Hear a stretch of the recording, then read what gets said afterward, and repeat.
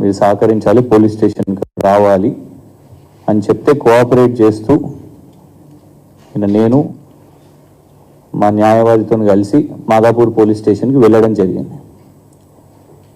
Madhapur police స్టేషన్కి వెళ్ళిన తర్వాత మరి టీపీసీసీ వర్కింగ్ ప్రెసిడెంట్ మరియు శాసన మండలి సభ్యుడైన మహేష్ కుమార్ గౌడ్ గారి ఫిర్యాదు మేరకు మీ మీద కేసు నమోదు చేస్తున్నాము, 41 సిఆర్పిసి నోటీస్ ఇస్తున్నాం మీకు అని. సరే అదేంటిది, అది ఏం పోస్టు అని అడగడం జరిగింది. అయితే ఇందులో 2 విషయాలు ఉన్నాయి. ఆ పోస్ట్ మీద నేను కన్ఫెస్ చేసినాను, అవును ఆ పోస్ట్ నేనే పెట్టడం జరిగింది, దాన్ని డిలీట్ కూడా చేయము, ఎందుకంటే ఇది మా ఆర్గ్యుమెంట్ కాబట్టి. అండ్ దాన్ని చెప్పింది కూడా మేం కాదు, మాట్లాడింది మేం కాదు, కాంగ్రెస్ నాయకులు, మొన్నటి వరకు కాంగ్రెస్ కోసం ప్రచారం చేస్తున్న యూట్యూబ్ జర్నలిస్టులే చెప్పారు కాబట్టి ఆ ఆరోపణనే మేము చేయడం జరిగింది, ట్వీట్ చేయడం జరిగింది. చిత్రపురి కాలనీలో ఈ దొంగలు బ్రోకర్లు చేసిన వ్యవహారం ఇదంతా వేల కోట్ల రూపాయలకు సంబంధించిన అవినీతి. ఇది 3000 కోట్ల చిత్రపురి కాలనీలో ఈ దొంగలు బ్రోకర్లు ఒకరేమో యూట్యూబ్ జర్నలిస్ట్ వ్యవహారం ఇదంతా వేల కోట్ల రూపాయలకు సంబంధించిన అవినీతి. ఇది ఇక్కడ 3000 కోట్ల. ఈయనేమో మొన్న కాంగ్రెస్ నుంచి ఎమ్మెల్యేగా పోటీ చేసిన ఫిరోజ్ ఖాన్ గారు 3000 కోట్ల చిత్రపురి సొసైటీలో భూదందా జరిగింది, అవినీతి జరిగింది అని వేసిన ఆరోపణ వాడితే దాన్ని మీకు చూపెట్టిందే యాజ్ ఇట్ ఈస్ సోషల్ మీడియాలో పోస్ట్ చేసినాం. ఇప్పటి వరకు కూడా డిలీట్ చేయలేదు, దాన్ని డిలీట్ చేయబోము కూడా.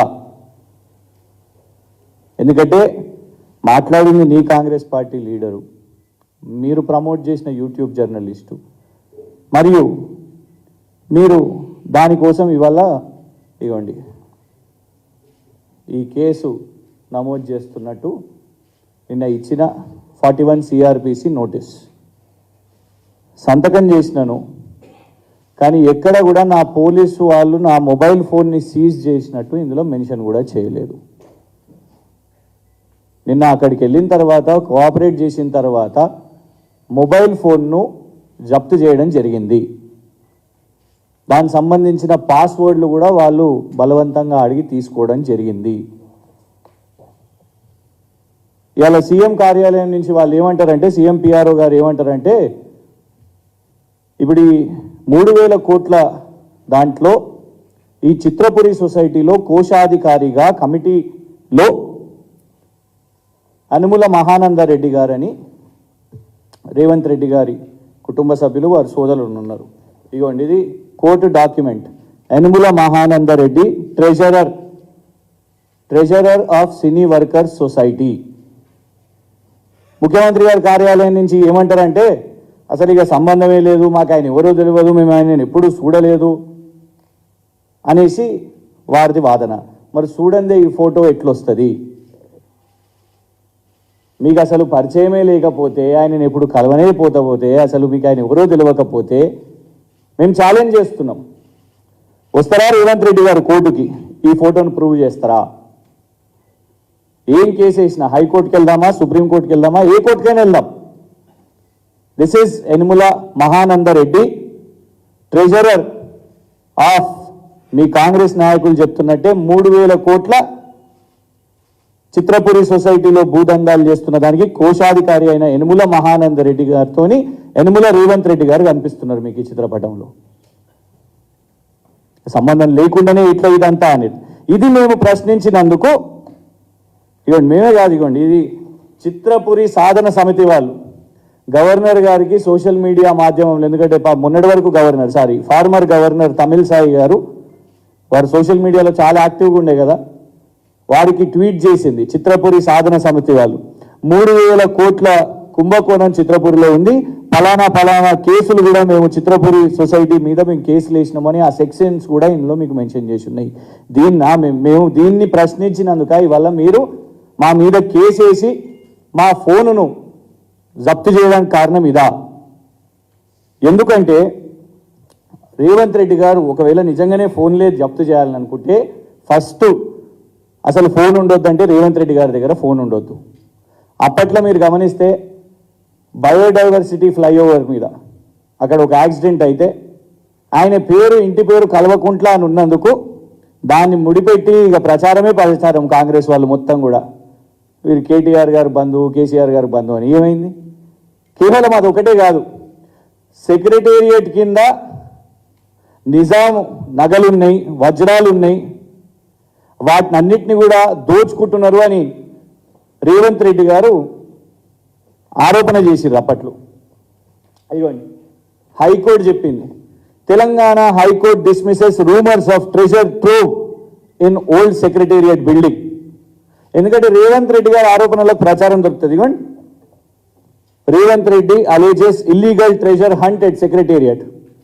మరి దీనికోసం గతంలో మా ప్రభుత్వం ఉన్నప్పుడు రేవంత్ రెడ్డి గారు ఫోన్ సీజ్ చేసిరా? ఎవరిదైనా ఫోన్ సీజ్ చేసిన మా దున్యా ఫేక్ న్యూస్లు, దుష్ప్రచారాలు. ఇగోండి, 10,000 కోట్ల కోవిడ్ కాంట్రాక్ట్ డ్రగ్ కేటీఆర్ గారు బావమరిదికి అని రేవంత్ రెడ్డి గారి స్టేట్మెంట్.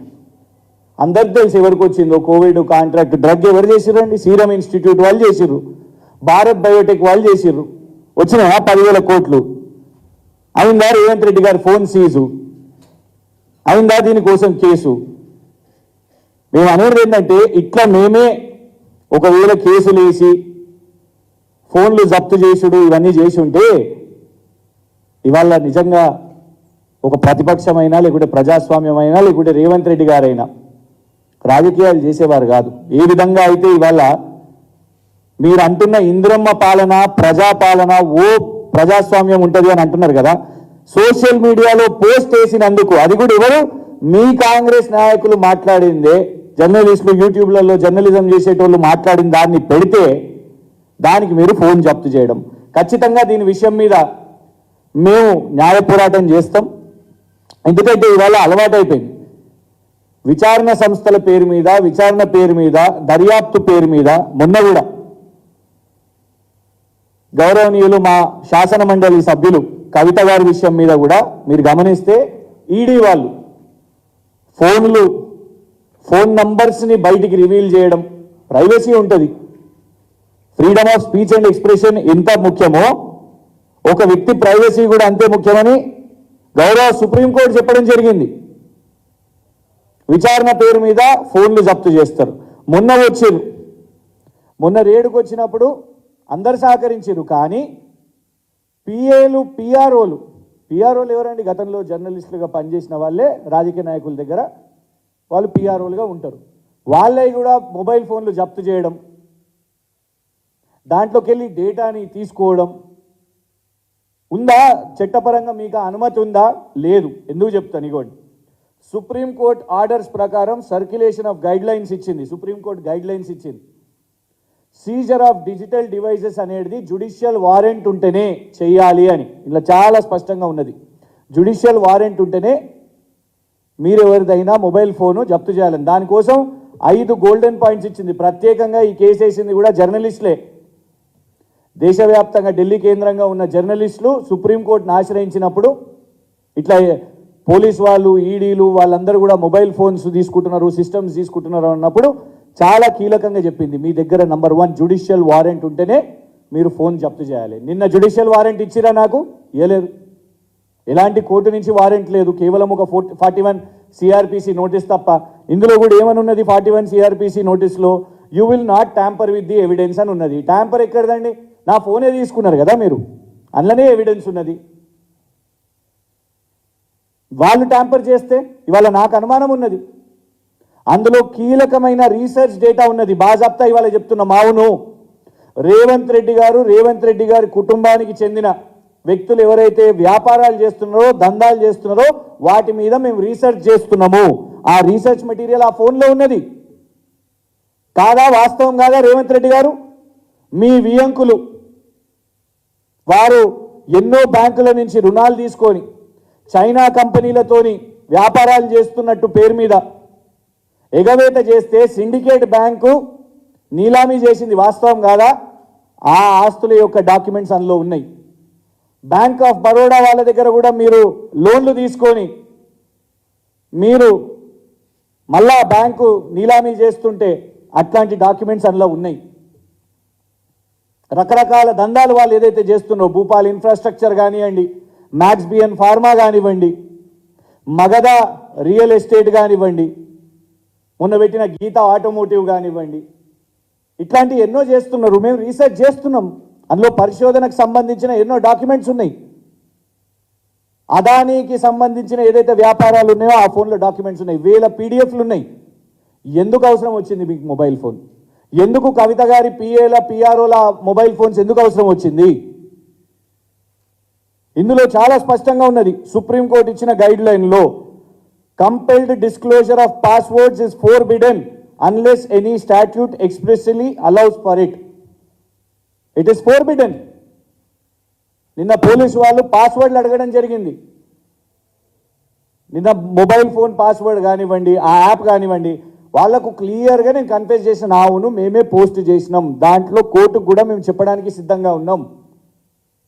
3,000 కోట్ల కుంభకోణం అని పేపర్లలో మీడియా వాళ్ళు రాసిర్రు. దాంట్లో యనుమల మహానందరెడ్డి గారు ట్రెజరర్ అని తెలిసిన విషయం వాస్తవమే. ఇవన్నీ డాక్యుమెంట్స్ ఆధారంగా మేము కోర్టుకు పోతాం. నిజంగానే ఒకవేళ రేవంత్ రెడ్డి గారికైనా లేకుంటే వారి కార్యాలయానికైనా దీని విషయంలో ఇది కాదు, మేము వేసిన ఆరోపణ లేదో తప్పు ఉందంటే మీరు విచారణ చేపట్టాలి కదా. ఆ 3,000 కోట్ల కుంభకోణం అని మీద ఏదైతే ఈ యనుమల మహానందరెడ్డి మీద మేము వేసిన ఆరోపణ, ఆ పోస్టులో మేము చెప్పింది తప్పైతే మీరు విచారణ చేపట్టండి. కానీ ఫోన్ తీసుకోవడానికి మీకు ఎలాంటి హక్కు ఉన్నది?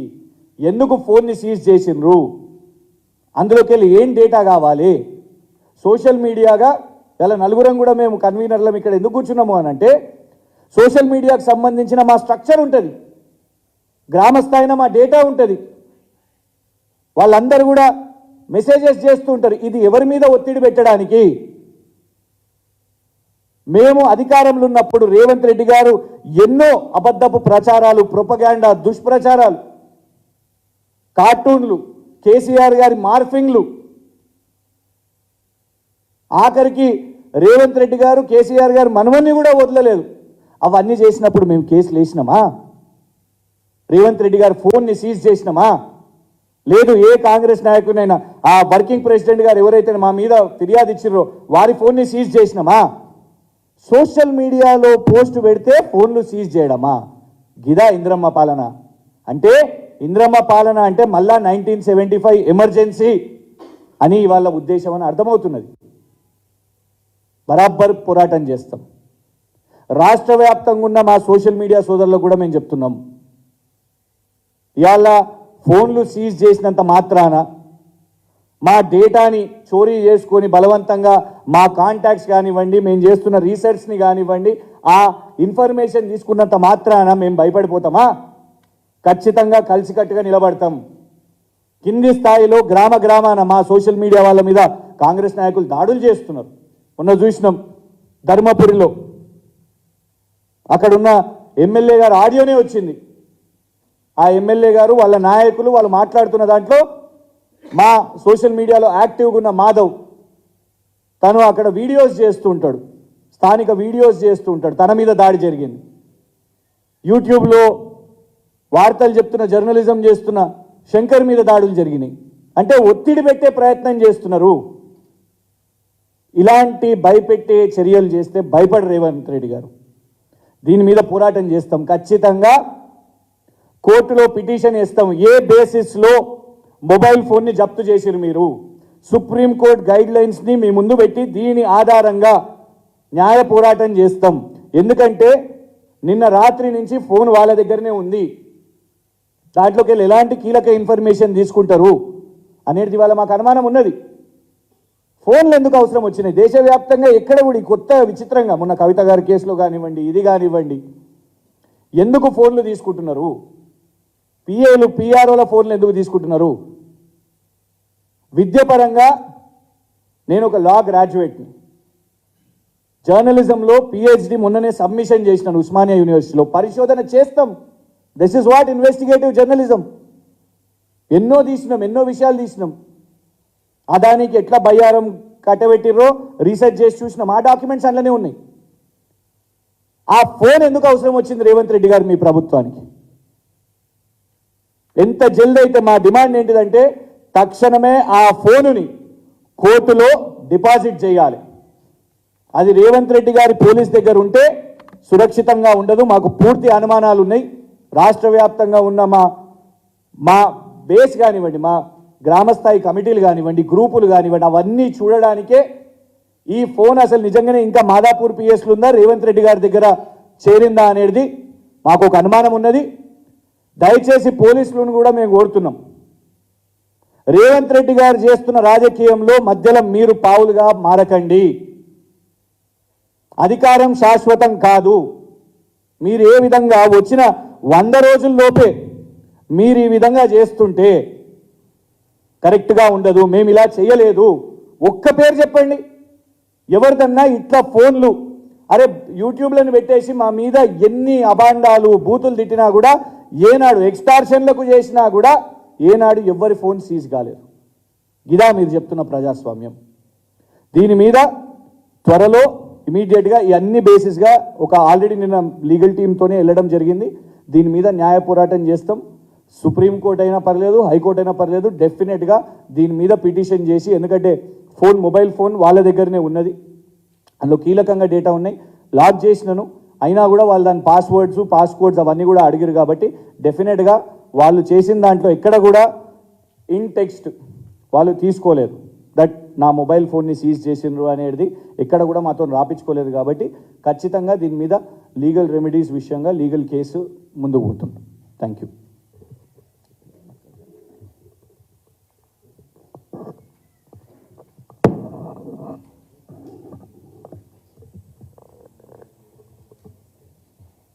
ఎలక్ట్రానిక్ ప్రింట్ మీడియా మిత్రులందరికీ నమస్కారం.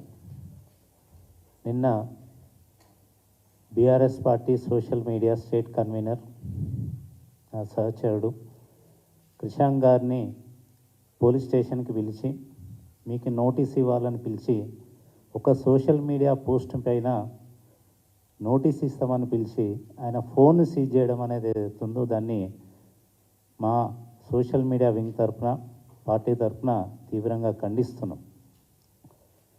ఈరోజు ఒక రాష్ట్ర కన్వీనర్గా ఉన్న సోషల్ మీడియా రాష్ట్ర కన్వీనర్ ఫోన్ సీజ్ చేస్తే గ్రామ స్థాయి నుంచి, మండల స్థాయి నుంచి, నియోజకవర్గ రాష్ట్ర స్థాయి వరకు అందరూ కూడా భయపడి సోషల్ మీడియాలో పోస్టులు పెడతారని మీరు అనుకుంటే అది పొరపాటు. మేము కేసీఆర్ గారి నాయకత్వంలో ట్రైనింగ్ అయిన వాళ్ళం, ఉద్యమాల నుంచి వచ్చిన వాళ్ళం. ఇలాంటి చిల్లర వాటికి మేము భయపడే వాళ్ళం కాదు. రేవంత్ రెడ్డి గారికి కానీ కాంగ్రెస్ పార్టీకి కానీ ఈ సందర్భంగా తెలియదలుచుకున్నది ఏంటంటే, 10 సంవత్సరాలు మేము అధికారంలో ఉన్నాం. 10 సంవత్సరాల్లో ఎన్నోసార్లు ఎంతోమంది మా ముఖ్యమంత్రి పైన కానీ మా మంత్రుల పైన కానీ ఎన్నోసార్లు సోషల్ మీడియాలో చిల్లర పోస్టులు పెట్టినా కూడా మేము కేసులు ఫైల్ చేసినాం. అట్లే మా మీద కేసులు ఫైల్ అయినాయి. ఈ 10 సంవత్సరాల్లో ఎన్నో జరిగినా కూడా ఏ ఒక్క రోజు కూడా ఏ ఒక్కరి ఫోన్ కూడా సీజ్ చేయడం జరగలేదు. ఈరోజు ఎందుకు చేస్తుండ్రు? ఇది వచ్చి 100 రోజులు కాలేదు. మీకు చేతనైతే మీరు ఇచ్చిన హామీలు 6 గ్యారంటీల పేరుతోనే ఇచ్చిన 13 గ్యారంటీలను మీరు 100 రోజుల్లో ఏదైతే అమలు చేసి చూపిస్తామన్నారో అది చేసి చూపియండి. మీరు ఇచ్చిన 420 420 హామీలను నిలబెట్టుకోండి, చూపియండి, ప్రజలకి చెయ్యండి. ప్రజల తరపున మీరు ఇచ్చిన హామీలు ఎందుకు నెరవేరుస్తలేరు అని మేము ప్రశ్నిస్తే మా ఫోన్లు సీజ్ చేస్తారా? ప్రజల తరపున పోరాడితే మా ఫోన్లు సీజ్ చేస్తారా? ప్రజల తరపున ప్రశ్నిస్తే మా మీద దాడులు చేస్తారా? మొన్న చూస్తే తుంగతుర్తిలో మా సోషల్ మీడియా మిత్రుడు సురేష్ పైన, నిన్నగాక మొన్న ధర్మపూర్లో సల్వాజీ మాధవ్ పైన, అదేవిధంగా ఇంకొక 2-3 సోషల్ మీడియా మిత్రుల పైన కేసులు పెట్టడం, వీలైతే రౌడీలతో గూండాలతో దాడులు చేయించడం, లేకపోతే పోలీసులతో కేసు పెట్టియడం. ఇది ఈరోజు జరుగుతున్న ఇక్కడ కాంగ్రెస్ ప్రజాపాలన ఎట్లుంది అనేది మీరు అర్థం చేసుకోవచ్చు. ఒక పక్క మోడీ పైన మీ నాయకత్వం ఢిల్లీలో ప్రజాస్వామ్యం లేదు అని పోరాటం చేస్తుంటే, ఇక్కడ మీరు అదే పని చేస్తున్నారు కదా. మీకు ప్రశ్నించే హక్కు ఉందా ఢిల్లీలో మోడీని? రాహుల్ గాంధీ గారు మీరు చెప్పాలి. ఈరోజు మీరు ఢిల్లీలో ఏమైతే చేస్తున్నారో, దేని మీద అయితే పోరాడుతున్నారో అదే పని మీ పార్టీ ఇక్కడ చేస్తున్నది కదా. ఏ 10 సంవత్సరాలు ఎప్పుడైనా జరిగిందా ఇటువంటిది? లాకప్ డెత్తులు, దాడులు, గూండాయిజం, కబ్జాలు, సోషల్ మీడియా పోస్టులపైన కేసులు, దాడులు, జర్నలిస్టులపైన దాడులు. ఈ ముఖ్యమంత్రి సెక్రటేరియట్లో అడుగుపెట్టిన మొదటి రోజు నుంచి కూడా జర్నలిస్టులపైన దాడులు జరుగుతున్నాయి, యూట్యూబర్లపైన దాడులు జరుగుతున్నాయి. ఒక్కసారి కూడా ఎవరు స్పందించలే? మీకు దమ్ము ధైర్యం ఉంటే, మీకు చేతనైతే రైతులకు నీళ్ళు వస్తలేవు, రైతుల పొలాలకు నీళ్ళు వస్తలేవు, అక్కడికి పోయి మాట్లాడండి. ఒక్క ముఖ్యమంత్రి కానుంచి మంత్రి అయినా, ఏ కాంగ్రెస్ ఎమ్మెల్యే అయినా ఒక్క రైతు దగ్గర పోయి పరామర్శించిన వడగళ్ళ వాన గురించి కానీ, కరువు గురించి కానీ? ఈ చిల్లర పనులు మానేసి మాకు ప్రతిపక్ష హోదా ఇచ్చారు ప్రజలు, ప్రతిపక్ష హోదాలో ప్రజల తరఫున ప్రశ్నించే హక్కు మాకున్నది, అదే పని మేము చేస్తున్నాం. మాకు ప్రజలు ఏ హోదా అయితే ఇచ్చారో దానికి కట్టుబడి మేము పనిచేస్తున్నాం. ప్రజల తరఫున పోరాడతాం, ప్రజల తరఫున ప్రశ్నిస్తాం. ఈ దాడులకి, రౌడీజానికి, పోలీస్ కేసులకి భయపడేటోళ్ళం కాదు. ఈ సందర్భంగా ఒక రాష్ట్ర కన్వీనర్ ఫోన్ సీజ్ చేసి భయపెట్టాలని చూస్తే ఏదో social media, BRS social media సైనికులందరూ భయపడతారు అనుకుంటే మీ పొరపాటు అది. ఎవ్వరు కూడా భయపడరు. ఇంకా రెట్టించిన ఉత్సాహంతో మేము మీ పైన పోరాటం చేస్తాం. ఖచ్చితంగా మీరు ఇచ్చిన హామీలన్నీ నెరవేర్చే వరకు కూడా ఖచ్చితంగా మీ మీద ప్రశ్నిస్తూనే ఉంటాం, ప్రజల తరఫున పోరాడుతూనే ఉంటాం. ఇలాంటి చిల్లమల్లర వాటికి మేము భయపడేటోళ్ళం కాదు. ఈరోజు చెప్తున్నాం, ఇప్పటి వరకు మా కృష్ణ గారు చెప్పినట్టు 10 సంవత్సరాల్లో మీరు చేసిన ఆరోపణలు కానీ, మీరు పెట్టిన సోషల్ మీడియా పోస్టులు కానీ, ఇప్పుడు కూడా గత 2-3 రోజుల్లో కూడా మీరు మీ పార్టీ హ్యాండిల్ నుంచి ఏదైతే కాంగ్రెస్ పార్టీ హ్యాండిల్ నుంచి కానీ, బీజేపీ పార్టీ హ్యాండిల్ నుంచి కానీ మా కేసీఆర్ గారి కుటుంబాన్ని దూషిస్తూ మీరు పెట్టిన పోస్టుల మీద మేము కేసు పెడితే ఆ పార్టీ అధ్యక్షుల ఫోన్లు సీజ్ చేస్తారా మీరు? కాంగ్రెస్ పార్టీ హ్యాండిల్ నుంచి పెట్టిన పోస్ట్ మీద నేను కేసు పెడతా, పార్టీ ప్రెసిడెంట్గా, పిసిసి ప్రెసిడెంట్గా ఉన్న రేవంత్ రెడ్డి గారు ఫోన్ సీజ్ చేస్తారా? బీజేపీ పార్టీ హ్యాండిల్ మీద పెట్టిన పోస్ట్ మీద మేము కేసు పెడతాం, బీజేపీ పార్టీ రాష్ట్ర అధ్యక్షుడైన కిషన్ రెడ్డి గారు ఫోన్ సీజ్ చేస్తారా? ఈ సంస్కృతి ఉందా? అసలు ఫోన్ సీజ్ చేసే రైట్ మీకు ఎక్కడిది? పోలీసులకు కూడా, డీజీపీకి కూడా నేను విజ్ఞప్తి చేస్తున్నా ఈ సందర్భంగా, ఎవరికి కూడా అధికారం శాశ్వతం కాదు. 10 సంవత్సరాలు మేమున్నాం, ఇప్పుడు మీరుండొచ్చు, రేపు ఇంకొకరు ఉండొచ్చు, ఆ తర్వాత ఇంకొకరు ఉండొచ్చు. కానీ అధికారాన్ని దుర్వినియోగం చేయొద్దు. మేము పాలనలో ఉన్నప్పుడు ఎట్లయితే చేసారో ఇప్పుడు కూడా అట్లే చేయండి. కేసులు పెట్టండి, కోర్టుకు పంపండి, కోర్టులో చూసుకుంటాం ఎవరిది తప్పో ఎవరిది ఒప్పో. కానీ ఇలాంటి చిల్లర పనులు చేయొద్దని పోలీసులకు కూడా విజ్ఞప్తి చేస్తూ, వాళ్ళకి మీ అధికారాన్ని వాళ్ళ కోసం దుర్వినియోగం చేసుకోకండి. ఉన్నది వాళ్ళు ఉండేది కొద్ది రోజులే, కానీ మీకున్న మీ అధికారం ఎంతో కష్టపడి తెచ్చుకున్న జాబులు. రేపొద్దున మేము కోర్టుకు పోయిన తర్వాత మీ పరిస్థితి ఏందో మీరు కూడా ఆలోచించుకోండి అని ఈ సందర్భంగా విజ్ఞప్తి చేస్తున్నాను. ఒక పక్క కేంద్రంలో బడా నిఘా సంస్థలను వాడుకొని వాళ్ళు ఫోన్లు సీజ్ చేస్తారు. ఇక్కడ చోటా సంస్థలను వాడుకొని, నిఘా సంస్థలను వాడుకొని, పోలీస్ సంస్థలను వాడుకొని మా ఫోన్లు సీజ్ చేస్తున్నారు. చోటే బాయ్ ఇద్దరు కూడా ఒక సంస్థలో ట్రైనింగ్ అయ్యి ఒకటే పని చేస్తున్నవారు. ఈ ఇద్దరి లక్ష్యం కూడా ఒకటే, కేసీఆర్ ఆనవాళ్ళు లేకుండా తెలంగాణలో చేయడం ఒకటి, బీఆర్ఎస్ పార్టీని లేకుండా చేయడం కోసం ఈ 2 పార్టీలు ఢిల్లీలో కొట్లాడుకున్నా కూడా తెలంగాణ రాష్ట్రంలో మాత్రం 2 పార్టీలు కలిసి పనిచేస్తున్నాయని చెప్పడానికి ఇవన్నీ కూడా నిదర్శనం. మొన్న చూస్తే మీరు ఈడీ కానీ ఇంకోటి కానీ ఆ సంస్థలు వచ్చి కవితక్కని, వారి పిఏని, పిఆర్ఓల ఫోన్లు సీజ్ చేయడం, ఇక్కడ చూస్తే పోలీసులను అడ్డం పెట్టుకొని మా ఫోన్లు సీజ్ చేయడం, ఇవన్నీ కూడా మీరు ఎంత బెదిరించినా కూడా బీఆర్ఎస్ పార్టీ అనేది ఎప్పటికీ పోదు. కేసీఆర్ గారు భయపడేటోడు కాదు, కేసీఆర్ గారి సైన్యంగా ఉన్న మేము ఎవరం కూడా భయపడేటోళ్ళం కాదు. దీన్ని మీరు గుర్తుంచుకోవాలని ఈ సందర్భంగా తెలియజేస్తూ మీ అందరికీ కూడా ధన్యవాదాలు తెలియజేస్తున్నా. జై తెలంగాణ.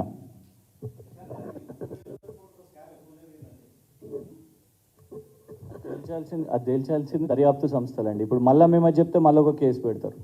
ఎందుకంటే ఈ కమిటీ అవును అవును అంటే రీజన్ ఏంటంటే మొన్ననే కోర్టు దీని మీద తీర్పు ఇచ్చింది దాదాపు 2 నెలల మీద. నేను దాని బేసిస్గా మాట్లాడుతున్నాను. Court has given order. ఇచ్చినప్పుడు ఆర్డర్లో ఇందులో నేమ్స్ మెన్షన్ చేసింది, కమిటీ నేమ్స్ మెన్షన్ చేసింది. అందులో ట్రెజరర్గా అనుములం మహానందరెడ్డి గారు ఉన్నారు. So I have to go by the court. ఏదో నేను దాన్ని ఏంటంటే కాంగ్రెస్ లీడర్స్ మాట్లాడారు కాబట్టి మేము దాన్ని పోస్ట్ చేసినాం. వాళ్ళు ధర్నాలు చేపట్టారు, కాంగ్రెస్ లీడర్స్ మాట్లాడారు, జర్నలిస్ట్ ఫ్రెటర్నిటీ మాట్లాడారు. కానీ ఎప్పుడు జరిగింది, దానికి కోర్టు ఎప్పుడు తీర్పిచ్చింది, దాని మీద ఏ కమిటీకి ఇచ్చింది అనేది మాత్రం this is the court order sir. నేను ఈ కాపీ కూడా మీకు ఇస్తాను.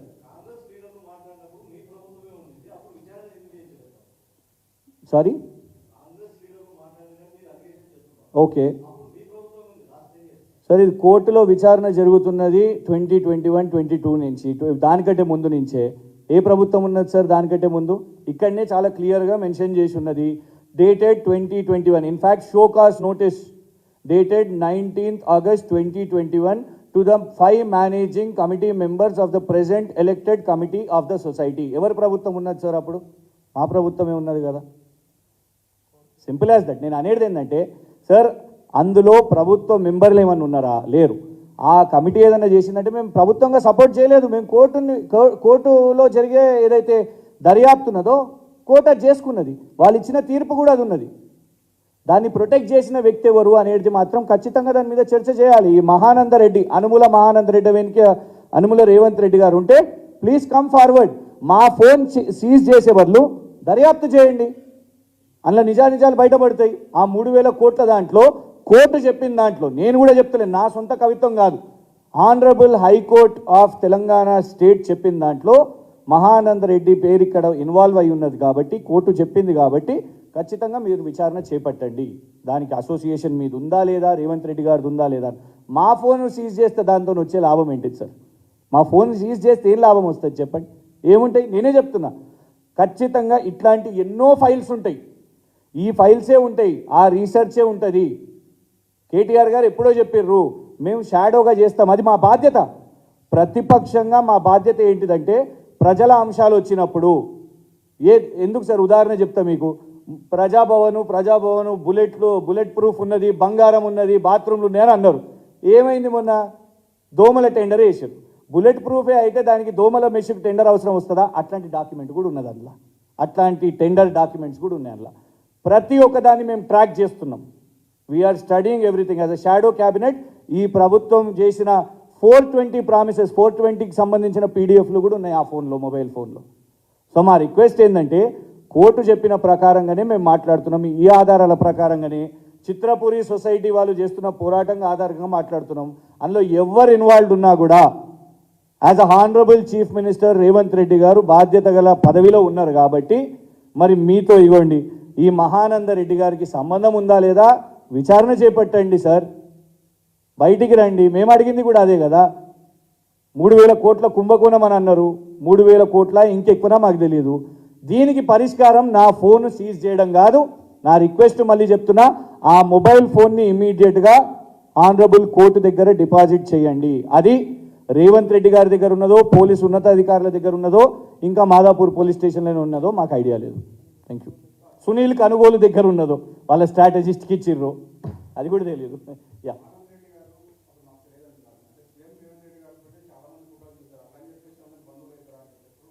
సార్, కల్వకుంట్ల మిలన్ రావు అని ఎవరో పేరున్నంత మాత్రాన కూడా అప్పుడు మస్తు ప్రచారం చేశారు. నేను అందుకే అన్నా కదా, రేవంత్ రెడ్డి గారు కూడా చాలా ప్రచారాలు చేశారు. మేము అనేది ఏంటంటే ఉందా లేదా, సంబంధం ఉందా లేదా, రేవంత్ రెడ్డి గారు సమాధానం చెప్పాలి. మేము ఒకవేళ తప్పుడు ప్రచారమే చేస్తే మీరు అది విచారణ చేయండి, మా మీద విచారణ చేపట్టండి. మీకేం అధికారం ఇచ్చారు మొబైల్ ఫోన్లు సీజ్ చేయడానికి? ఇది ఎక్కడ కొత్త సంస్కృతి? మేము అనేది ఏంటంటే, ఇగోండి సరే, ఉట్టిగా ఫోటో దిగినరా, లేదు టైంపాస్ ఫోటో దిగిరా, నేనే చెప్తున్నా, మమ్మల్ని రేపటి దినమంటారు మేమే మార్ఫింగ్ చేసిర్రా, గో ఫర్ ఇట్. కోర్టుకి వెళ్దాం చెప్తున్నాను కదా, నేను కోర్టుకి వెళ్తాను. మీరు ఎట్లాగో ఇప్పుడు నా మొబైల్ ఫోన్ సీజ్ చేసిరు కాబట్టి నేను పిటిషన్ పెడతాను. నేనే చెప్తున్నా, ఛాలెంజ్ చేస్తున్నా, మేమేమైనా ఎడిటింగ్ చేసినామా అని అంటే పెట్టండి, ఫోరెన్సిక్ వాళ్ళకి పంపించండి, ఇది ఒరిజినల్ రిపోర్టో కాదో, సంబంధాలు ఉన్నాయో లేవో తెలుస్తుంది. అరే ఎవరెవరో రాష్ట్రంలో ఏది చేసినా కూడా కేసీఆర్ గారికి ముడిపెట్టిరు కదా, మరి ఇక్కడ అనుముల మహానందరెడ్డి గారు ఏదైతే కోర్టు చెప్పిందో ఆయన మంచి ఇవ్వండి, ఇది కనబడుతున్నది, చేయండి మా మీద విచారణ. కానీ హౌ ఆర్ యూ జస్టిఫైయింగ్? దాని బేసిస్గా మేము మొబైల్ ఫోన్స్ సీజ్ చేస్తామంటే రేపటి దినం జర్నలిస్టులు మీరెన్నో వార్తలు వేస్తారు. నేను ఎందుకు చెప్తున్నా అంటే ఇది చిన్న విషయం కాదు. ఇందులో కంప్లైనెంట్ ఎవరు? వర్కింగ్ ప్రెసిడెంట్ మహేష్ గౌడ్ గారు. మొన్న బేగంపేట్ ఎయిర్పోర్ట్లో చంద్రబాబు నాయుడు గారు, రేవంత్ రెడ్డి గారు సమావేశం అయినరు అని ఒక పత్రిక రాసింది. ఆ పత్రిక మీద కేసేసింది ఎవరు? సేమ్ మహేష్ గౌడ్ గారు. అంటే రేవంత్ రెడ్డి గారిని ప్రశ్నిస్తే రేవంత్ రెడ్డి గారు వారి గాంధీ భవన్లో ఉన్న వర్కింగ్ ప్రెసిడెంట్ మహేష్ గౌడ్ గారిని వాడుకొని పోలీస్ని వాడుకొని ఇవాళ మీరు ప్రశ్నించే గొంతుకలు అంటారా, లేకుంటే మేము రేస్ చేస్తున్నదాన్ని అంటారా? ఇప్పుడు మీడియా చేస్తున్నది జర్నలిజమే, ఒక పత్రిక రాసింది దాని గురించి. ఇక చంద్రబాబు నాయుడు గారి సమావేశం ఎంతసేపు అయింది అదంతా క్లారిటీ ఇవ్వాలి, క్లారిఫికేషన్ ఇచ్చుకోవాలి. వాళ్ళ గాంధీ భవనంలో లేకుంటే ప్రభుత్వం నుంచి ఇంకెవరన్నా అధికారులు లేకుంటే పోలీస్ డిపార్ట్మెంట్ వాళ్ళు ఎక్స్ప్లెనేషన్ ఇవ్వాలి. లేదండి చంద్రబాబు నాయుడు గారికి ఇంతసేపు ఉన్నారు, ఇద్దరు కలిసి ఛాయ్ తాగిర్రో కాఫీ తాగిర్రో లేకుంటే ఎవరికి ఎవరు బ్రీఫ్ చేసుకున్నారో, ఐఎమ్ బ్రీఫింగ్ యూ బ్రదర్ అని మాట్లాడుకున్నారో అది వాళ్ళు చెప్పాలి. కానీ పోలీస్ కేసు వేస్తారా? న్యూస్ పేపర్ మీద చేసింది మహేష్ గౌడ్ గారే. ఇవాళ కూడా పోలీస్ కేసు వేసి ఫోన్ సీజ్ చేయించింది కూడా మహేష్ గౌడ్ గారే. ఇవన్నీ జరుగుతున్నాయి కూడా రేవంత్ రెడ్డి గారి డైరెక్షన్స్తోనే. ఇవాళ ఒక పత్రిక మీద జరిగింది, రేపు ఇంకో పత్రిక మీద అవుతుంది. ఇవాళ ఒక పార్టీ వాళ్ళ మీద జరిగింది, రేపు ఇంకొకళ్ళ మీద అవుతుంది. ఇదేనా మీరు చెప్పుకున్న ప్రజాస్వామ్యం? సిగ్గుపడుతుంటారు ఇంద్రమ్మ, లేదంటే గర్విస్తున్నారు కావచ్చు, గర్వంగా ఉన్నట్టున్నది. నా బిడ్డ ఇందిరాగాంధీ గారు చూసి నా బిడ్డ సేమ్ 1975 లాగానే చేస్తున్నాడు, దానికంటే మెరుగ్గా చేస్తున్నాను అనుకుంటున్నారు కావచ్చు రేవంత్ రెడ్డి గారిని చూసి.